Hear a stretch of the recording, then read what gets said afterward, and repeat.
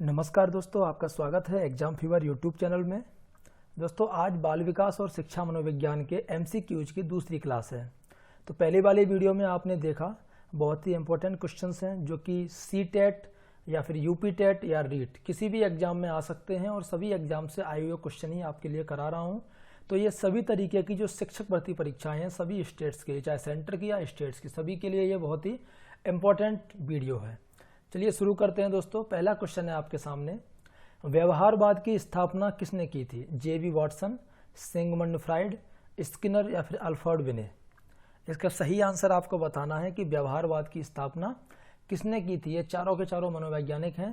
तो इसका जो सही आंसर है वो है JB. Watson, option number A.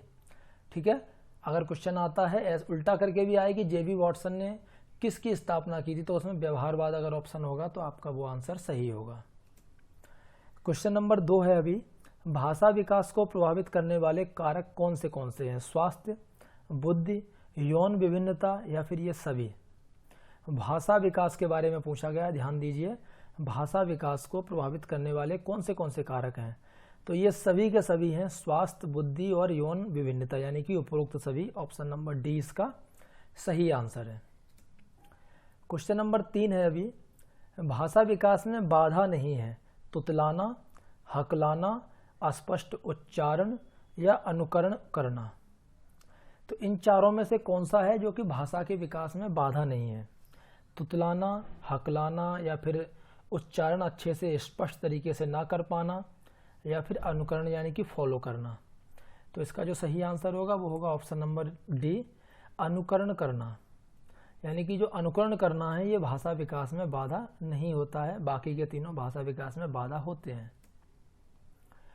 Question number 4, सामाजिकरण का सर्वप्रथम व शक्तिशाली अभिकरण क्या है? घर, समाज, विद्यालय या कोई नहीं।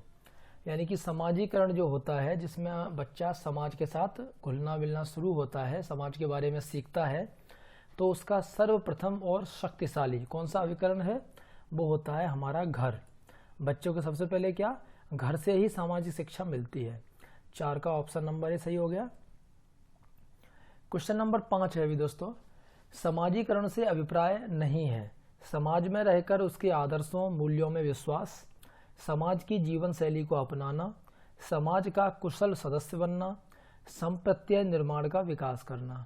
इन चारों में से कौन सा है जो कि समाजीकरण का मतलब नहीं है, अभिप्राय नहीं है, जिसे हम सामाजिकरण से जोड़ के नहीं देख सकते हैं? तो ऑप्शन नंबर डी जो दिया है कि संप्रत्यय निर्माण का विकास करना, ये सामाजिकरण में नहीं आता है। बाकी आप समाज में रह करके समाज के आदर्श मूल्य इनमें विश्वास करेंगे तो ये सामाजिकरण होता है। समाज की जीवन शैली यानी कि जैसे हमारे आसपास की जीवन शैली होती है वैसे ही हम हो जाते हैं, तो वो भी सामाजिकरण है। समाज का कुशल सदस्य बनना, ये तो है ही समाजीकरण का सबसे महत्वपूर्ण काम। तो ऑप्शन नंबर डी इसका सही हो गया। बहुत ही इजी क्वेश्चंस हैं, बस थोड़ा सा आपको सोचना है। और स्टेट टीईटी और सीटीईटी दोनों के हिसाब के क्वेश्चन है तो आप समझ सकते हैं। अगला क्वेश्चन है कि सामाजिकरण में क्या सहायक है? संगी साथी, जाति समुदाय, स्काउट गाइड या फिर सभी। सामाजिकरण कब होता है? जब आप समाज की सब चीज़ें सीख जाते हैं, उसके एक सदस्य बन जाते हैं। अभी पहले वाले जो क्वेश्चन में बताया था, तो वो सब कैसे आते हैं? ऑप्शन नंबर डी से, यानी कि उपरोक्त सभी की संगी साथी भी होनी चाहिए, जाति समुदाय भी जरूरी है और स्काउट गाइड भी, ये भी जरूरी है। क्वेश्चन नंबर 7 आपके सामने है, भाषा सीखने की दृष्टि से सबसे अधिक ग्राह्य आयु क्या होती है?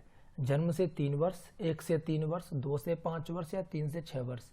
यानी कि सबसे अच्छी आयु, सबसे अधिक जो आयु होती है जिसमें भाषा सीखना सबसे जल्दी मिलता है, जो बताते हैं मनोवैज्ञानिक, वो आयु कौन सी है वो आपको बताना है। जन्म से 3 वर्ष के बीच, 1 से 3 वर्ष, 2 से 5 वर्ष या 3 से 6 वर्ष। इसका जो सही आंसर है वो है ऑप्शन नंबर डी, 3 से 6 वर्ष। ठीक है, भाषा सीखने की दृष्टि से सबसे अधिक ग्राह्य आयु कौन सी होती है? 3 से 6 वर्ष, डी ऑप्शन। क्वेश्चन नंबर 8 है, दूसरे वर्ष के अंत तक शिशु का शब्द भंडार हो जाता है 50 शब्द, 10 शब्द, 60 शब्द, 100 शब्द। दूसरे साल के आखिरी तक जो शिशु होते हैं बच्चे, उनका शब्द भंडार कितना हो जाता है? यानी कि जब बच्चा 2 वर्ष का हो जाता है तो वो कितने शब्द बोल लेता है? तो वो होते हैं 100 शब्द। ऑप्शन नंबर डी इसका सही आंसर है। ठीक है, क्वेश्चन नंबर 9 है, तर्क, जिज्ञासा, निरीक्षण शक्ति, इनका विकास कब होता है? 7 वर्ष में, 11 वर्ष में, 6 वर्ष में या 9 वर्ष में? बच्चे के अंदर तर्क करना, कुछ चीज़ें जानने की जिज्ञासा होना, कुछ काम हो जाता है तो उसको निरीक्षण करना, ये सभी जो शक्तियाँ हैं इनका विकास कौन सी एज में होता है? वो होता है 11 वर्ष की आयु में, ऑप्शन नंबर बी। ठीक है। क्वेश्चन नंबर 10 है, एक शिक्षक होने के नाते आप सामाजिक शिक्षण को क्यों महत्वपूर्ण मानते हैं? बच्चों के समाजीकरण में सहायक है इसलिए, या बच्चों को अच्छे प्राप्तांक दिलाने में सहायक है इसलिए, यह सबसे आसान शिक्षण है इसलिए, या इनमें से कोई नहीं? यानी कि सामाजिक जो शिक्षण है उसकी ज़रूरत बच्चों को क्यों है? अगर आप एक टीचर हैं तो सोचते हैं तो क्यों है? क्योंकि बच्चा जितना जल्दी हो सके समाज में घुल मिल जाए, यानी कि उसका समाजीकरण हो सके। तो इसका ऑप्शन नंबर ए है कि बच्चों के समाजीकरण में सहायक होती है सामाजिक शिक्षा। ठीक है। क्वेश्चन नंबर 11 है, अभी आप अपनी क्लास में बच्चों का सामाजिक, शारीरिक और संवेगात्मक विकास करना चाहते हैं, तो निम्न में से आप किसका चुनाव करेंगे? आप क्लास को बंद करके सभी बच्चों को उनके घर भेज देंगे, बच्चों को अलग अलग प्रकार की खेल प्रक्रिया सिखाएंगे, या बच्चों को क्लास में चुपचाप बैठकर पढ़ने को कहेंगे और साथ ही अपने आप भी चुपचाप बैठ जाएंगे, या इनमें से कोई नहीं? तो ऑब्वियसली आपको ए और सी लाइक नहीं करेंगे, यानी कि टिक नहीं करेंगे। ऑप्शन नंबर डी भी सही नहीं है। ऑप्शन नंबर बी इसका सही होगा कि बच्चों को अलग अलग प्रकार की खेल प्रक्रिया सिखाएंगे। इससे क्या होगा?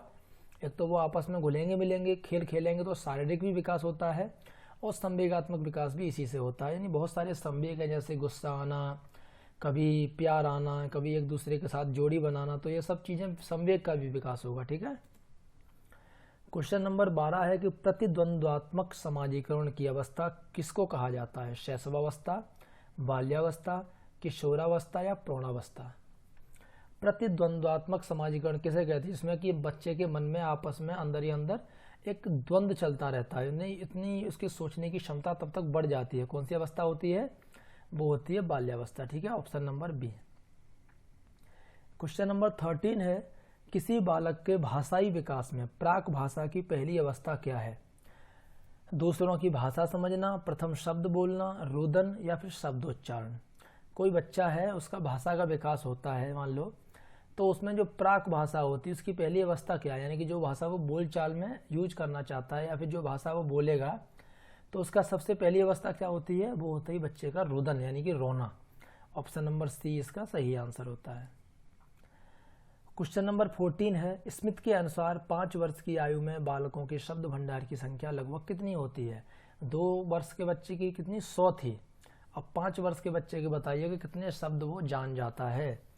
तो इसमें भी होगा 2072, यानी कि ऑप्शन नंबर सी इसका सही आंसर है। ठीक है। क्वेश्चन नंबर 15 है, अशुद्ध उच्चारण सुधारा जा सकता है पुनरावृत्ति के द्वारा, समानता वाले शब्दों के उच्चारण से, शब्दों को अलग अलग खंडों में बांटकर, या इन सभी से वाला?